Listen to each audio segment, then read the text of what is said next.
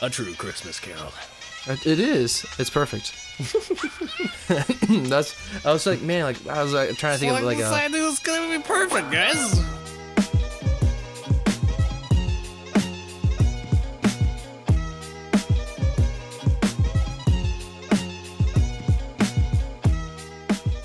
What's up, guys? My name is Manime, and I am joined again with the Smuggler for day 2. Oh, actually, this is day 13 of the. Wow, God, I'm thinking 15 days of anime. Day 13. God, Day 13 of the 12 days of anime. We're going hard. We're that special. No, we're at day. So 12, 11. We're at day 10 right now, I believe. Yeah, we're at day 10 of the 12 days of anime. I'm joined here again with the Smuggler, and today we're talking about anime in present, because we're talking about the ghosts of anime present, because yesterday was the ghosts of anime past. So if you guys want to go check out that video, I'll have a link in the description where we just talked about the past of anime, and today's video is about the present of anime. Yes, the thing that everybody's actually interested in. Well, I mean, I'm interested in the future. I don't really care too much about the past, because I'm just I'm all forward ahead. Just don't look back. You know, if you F it up, just keep moving forward. That's my mentality. Swine. All right, so today we are going to be covering a few different topics. So we're going over current trends, the growing pains in the anime industry, distribution, and if we have time, some of our most hated and / loved tropes. Ah, yes. So let's talk about trends. What are some trends with this current anime session, I guess you would call? So, like, as far as trends that go right now in the current landscape, I'm just trying to think, because we have a lot of established tropes and trends. I feel like they're being increasingly developed. As far as everything goes, I feel like CGI has kind of found its place in the anime industry, so we're no longer dealing with like awkward, jangly CGI models for the most part. And like, have you seen a Jin? Yeah, I actually really enjoy it. I was very impressed. That's one of the things I want to talk about is the clear change in the tactic of handling 3D models in anime. Mm-hmm. I think that's pretty brilliant how they handled it and how they mastered the lighting techniques that they used just to make it not look like so weird anymore. Yeah, when you're watching that show specifically, you forget that you're actually watching CGI models run around, because they move quite fluidly. Everything's animated well. They do a lot in post-production to make it that way, but I mean, it works out really well. And then at the end of the day, you can make shows like that for significantly less money than traditional animation. As far as the traditional animation goes as well, we've also been seeing like the genesis of like digital animation technology. Like everything's done on computers now, with for the most part. Or at least the keyframes are hand-drawn and then scanned into a computer, and then the in-between frames would be done on a computer. So right now, like, as far as, like, and this kind of ties into the growing pains, too, we're looking at this awkward kind of technological adaptation of, you know, traditional animation into digital processing and stuff like that. And the end result is cleaner, better-looking anime. I know a lot of people who have trouble watching older anime just on the basis that older anime isn't so crisp looking, and it also causes a lot of issues when you try to talk about animation quality, specifically with shows like, when you talk about shows like the Asterisk War, for example. The Asterisk War looks really nice on a frame by frame basis, but when you actually look at the animation that's going on behind it, there's not a whole lot there. It's pretty simple. It just looks really nice because it was done via digital animation, and there might not necessarily be a lot of talent nor passion behind certain projects. Yeah, one time I want to bring up, and in particular, where it's like older animation style, but the quality is outrageous, is Clannad. As an After Effects artist, one of the things I do is rotoscope. And for people who don't know, rotoscope is when I cut a character out, and you really get to see just how like different, like how high quality and how much they cared about it. And I will never forget this. I was rotoscoping a scene from Clannad, and we had a character. It was a classic character. The what's his name, dancing like in a rap song. What's his face? Oh, the father. Yeah. He was trying to be all cool, and he was like, Yeah, he had like sunglasses on and like a snapback and everything. I love that. So as editing that scene, you can really just see like how much detail went into it, to the point where they hand drew motion blur, which is something that's not done anymore. That's all like done because motion blur has been mastered in After Effects. And generally, whenever I'm editing and there's motion blur, I just click motion blur adaptation thing on After Effects, and it just instantly finds it. It's no problem. but like you could see like they legitimately sat there and drew their own motion blur over the top of the image to make it like work. And like when I was rotoscoping that, like it made my rotoscoping life hell because it was so much more detailed. But I appreciated just how much work and care they put into the image. Mm-hmm. Yeah, you know, it kind of like you kind of appreciate traffic lights because they keep you safe, but at the same note, you sit at them forever and you just hate life. Yeah, pretty much. That's exactly it. Yeah, no, but I think overall, like yeah. I think overall, like the animation quality in general has definitely improved. I think it's very easy to say that some of the stuff definitely seems a bit weird. Like even Creators Impact, the new Chinese team that's been editing stuff, awful like actual animation. But when it comes to like just quality and how it looks, it's still very pretty. Like there's no denying that. Yeah. There's still like some passion behind it. And people who don't necessarily have like a developed sense for it, these shows very easily pass as being well animated, just because the keyframes and the character designs are well made. It's just, you know, the everything in between that kind of goes to shit when you're looking at certain shows like that. And then like also as much as CGI animation has come along, you do see issues arise when it's used improperly, especially with like CGI backgrounds and characters and stuff like that, and budget cutting techniques that studios typically use. You'll actually see in certain cases animation studios. I'll bring up Makaku City Actors as an example specifically.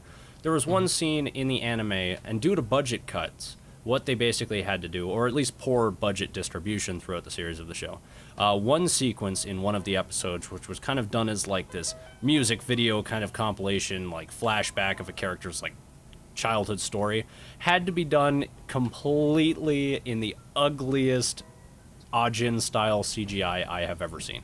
Ooh. It was really bad. Now that being said, though, it was bad enough to the point where they actually fixed it.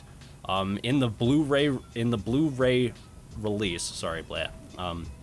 Blu-ray release of Makaku City Actors, they completely retconned that CGI scene out and hand drew the whole thing again. God, what was it? One show I was watching the other day, I talked about it in my top 10 produced animes, was Divine Gate. Have you seen that? Have I? No, I don't think I have. It's some of the most crazy, over-stylized art I've ever seen. And I don't know, I just really enjoyed it, and I thought it was pretty interesting because the anime itself was awful. Like it was one of the worst written animes I've ever seen. But at the same time, the art style was just so good. I just watched the whole thing. So like, let's see them fight again. Yeah, and I think that's one of the reasons I didn't watch it. I think I was going to watch it because I confused it with the actual Gate, which now that I think about it, probably isn't much better. Apart from that, and like, yeah, I mean, I feel like as much as this digital animation and the genesis of it is really good for the industry, it makes things look better, it makes things faster, you know. Suddenly we don't need 20 people hand drawing everything sitting around. Like you can put a monkey down at a computer and put motion blur into After Effects and it's fine, right? You don't have to worry about paying people like insane amounts to hand draw motion blur anymore. So I mean, it's good for the industry. But what you have is you kind of have, I don't know, a lack of creative sensibility, or a lack of diversity in the creative sense of artists due to the implementation of digital animation, because it is so easy via digital animation to copy what other people are doing. I think diversity is our key word today. just diversity. In general, diversity. It's all about diversity. The multicultural anime generation. No. Speaking of diversity as a good enough segue. Well, let's talk about a little bit about the growing pains of anime. Now, I'm more so talking about the growing pains of anime when it comes to like actually like it like growing throughout the community and there being some backlash towards it. Like I feel like we haven't gotten there yet, and I have a bad feeling that it's coming very, very soon. It's very much still going to be something that's going to be happening soon, because I know a lot of the anime community, especially on Reddit. Oh god, I'm already pulling some fire. It's definitely not very happy about it, being spread more widely to more people. So like more people are watching anime, more casual viewers are being a thing. Yep. And it's very easy to just to say like, oh yeah, no, I'm totally down for it. But in all reality, I think a lot of these people are very much so against the idea of anime not being the super niche thing that they can brag about and be the hipsters. Like, oh, you haven't seen Attack on Titan? Yeah, and I think that mostly plays into personal identification, like identity as well, and how we identify ourselves with our hobbies, and kind of taking when you're only interested in the one thing, and that's kind of what defines you. Well, suddenly, if everybody else is into it, well, then you kind of lose your thing. And I feel like that's what a lot of, like, not a lot of people, but some people end up feeling in the community. They just feel like the thing that they were into is now everybody else's thing, and it's not special anymore. And all of a sudden you have the community growing bigger. Well, the problem with that being that there are more people to disagree with each other. There are people who have been there longer, and there is always going to be tension between older populations and newer populations when it comes to anything, whether it be immigration or, you know, like countries invading other countries, or, you know, creative industries going in and expanding. And I also feel like with the growing as well, as it becomes a more internationally recognized thing, people who aren't necessarily into it are going to start hearing about it, and this can be a good or a bad thing. Specifically when we're talking about the media's interpretation of otaku culture and anime itself. I actually, in my video, Anime is Not Dead, I talk about this very specifically, but basically, the media's interpretation of anime being very shallow and I want to say biased and almost bigoted, like really bad. These people don't really care enough to actually look into it. They see something that they can report on, and that thing is, you know, reporters, they kind of go for the trap where the best way to get a reaction out of people is to show them something that's negative, something that they'll disagree with. And anime, as much as I love anime, it can be very terrible at times. Like when we talk specifically about like certain trends in the anime community, you know, like the hardcore like gore shows, like the gore porn shows, Elfen Lied, lolicon shows, like cis-con shows, just lots of really weird kind of fetishistic things that to me don't seem that strange. Like, I mean, I see them and I'm like, okay, they're there. That's just a part of it. I watch anime, and that stuff is just a part of the broader culture, I suppose. But people from the outside looking in, they just see that, and that's all anime is to them. Now, all of a sudden, this creates a really big problem where anime is actually illegal in some countries, or Really? at least certain shows are illegal. Up until recently, like I mean, and you even look at like the restriction of anime in Japan itself. There is a lot of anime itself that's very heavily censored, and that's due to the very out there and very graphic material that's portrayed in it oftentimes. Like, you don't think about it, but because we're essentially desensitized to it. But a lot of what's happening in anime is actually really messed up. So I mean, I want to bring attention to that, because with that being said, somebody from the outside looking in can see this stuff and be very easily offended, and this can cause some very big problems. Hentai specifically is illegal in Canada. At least most of it is. Just on the basis that, you know, certain things you can't measure, like how old is an anime character. Well, you can say an anime character is 6,000 years old, but they don't have to look 6,000 years old, right? So, I mean, things like this start to come up. So we're actually seeing, like, legislations and laws passed against hentai specifically, which I think is hilarious. I never would have thought pretty interesting. I never would have thought that would end up being a thing. And then, like, we look at other cultures and the internet being a thing. It's very easy for me to look at something and be like, okay, well, that's okay, just based on my cultural values. I live in Canada, so it's a very liberal society, and, you know, there's a lot of things that people do here that I might not agree with, but, you know, that's okay, whatever. We're all people. We all do things. But specifically when you take a medium like you take a medium and a creative idea and you spread that across borders. And now all of a sudden we have issues where, like, anime is moving into China. Well, China's idea of what's culturally acceptable as far as mainstream media is concerned, and Canada and Japan's idea, like, we're all completely different. We're on different pages. So there could be a large backlash, an international backlash regarding certain content that's shown in certain shows in the future if anime reaches a point where it's in front of too many people. And I feel like that will be the only problem. I could give two shits about the hipsters. My problem is everybody else. Especially with the media and yeah, I know. I get where you're going with this. Yeah, no, I agree with you on that point, because I feel like that's just a problem with most things, like the whole video game hatred thing that happened for like the longest time.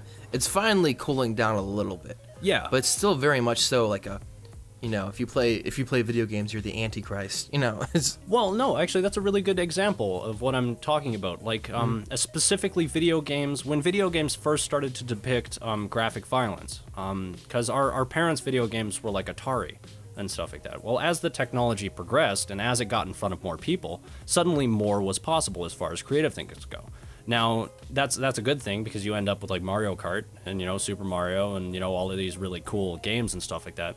But I don't know if you remember this, because we were both fairly young when this was a problem, but Grand Theft Auto San Andreas, or even just the Grand Theft Auto franchise in general, was a massive problem back when it first came out. Not necessarily because, I argue it's not necessarily because of the game itself, but because the game was put in front of so many people and shown all across the media. All of a sudden it was this big thing, it was blown up, there's so much graphic violence.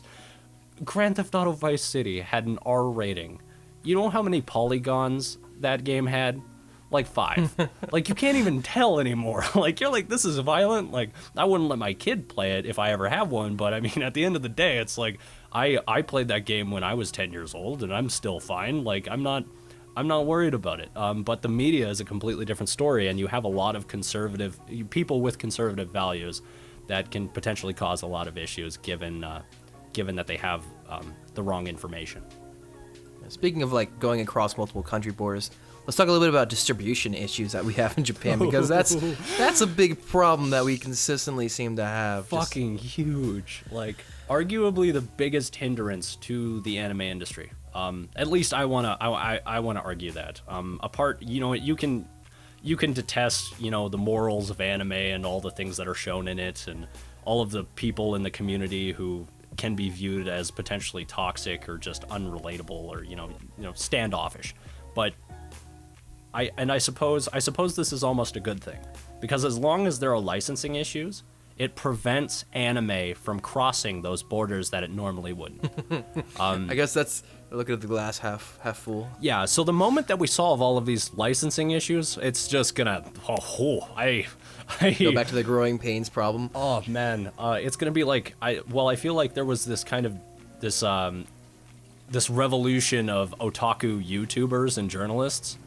I feel like we're going to see, as soon as these licensing issues get kind of rectified, or potentially someday, you know what, before I die, I hope that there's a global intellectual property legislation.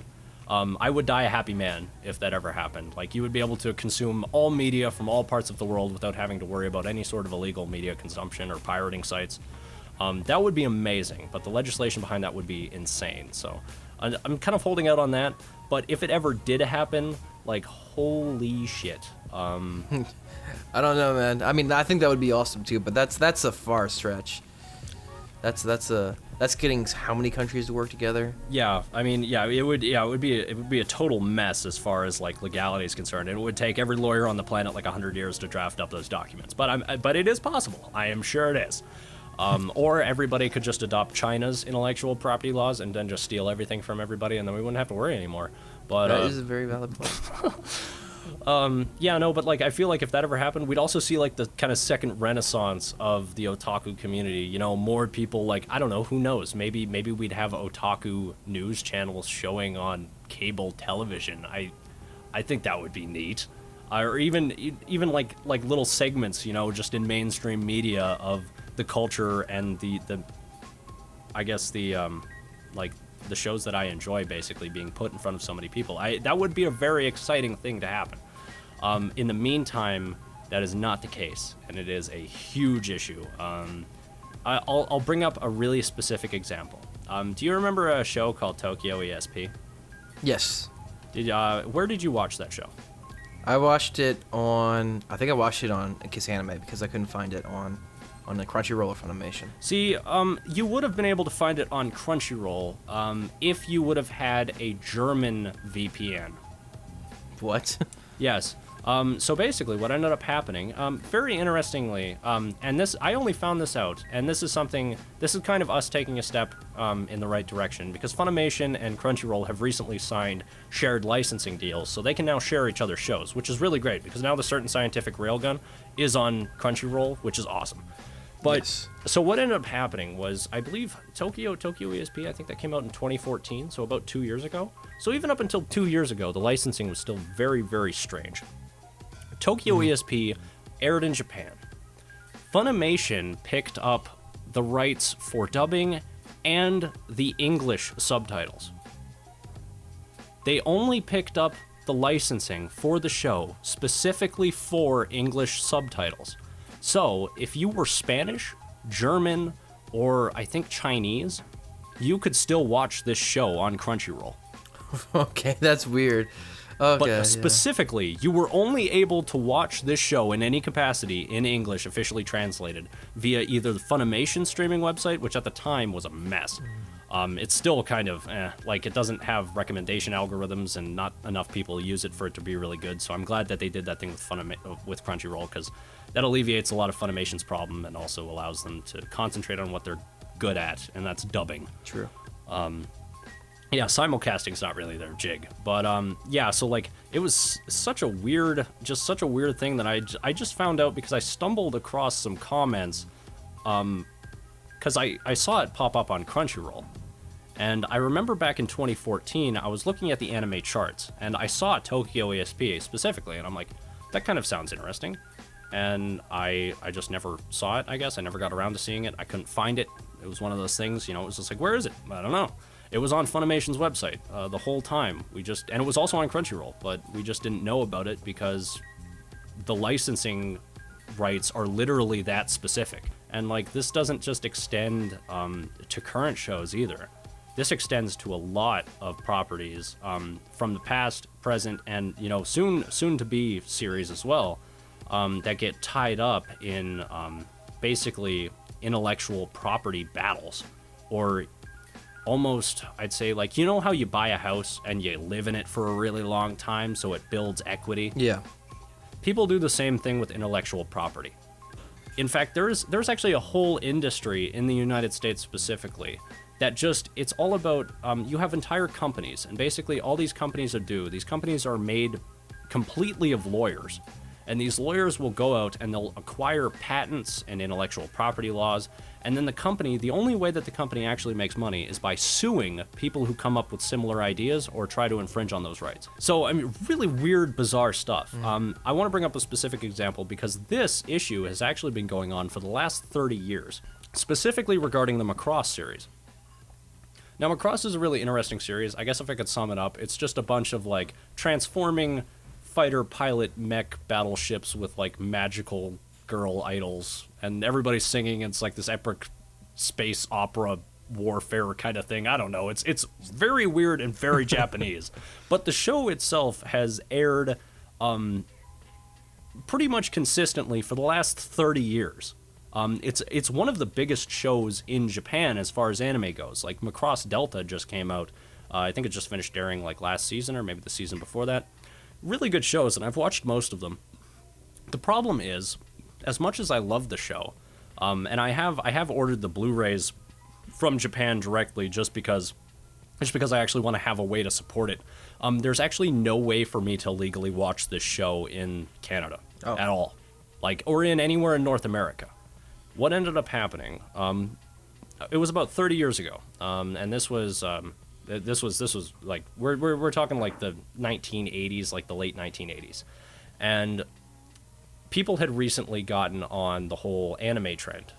We had like Dragon Ball Z, Pokemon was soon to be a thing, kind of. It was right around that time when network television was picking up on these Japanese cartoons, and everybody was like, what are these new Japanese cartoons?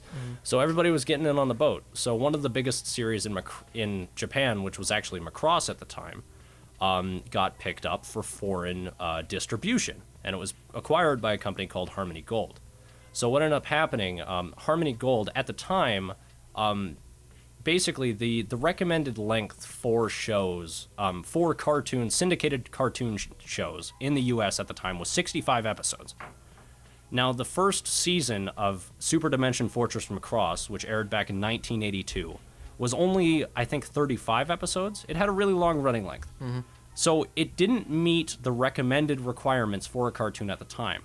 So what they literally did is they took Super Dimension Fortress Macross, I think they took another Macross show which looked visually similar, and then they took a completely different show, and I shit you not, without doing anything to the original footage, they edited it into a new show entirely.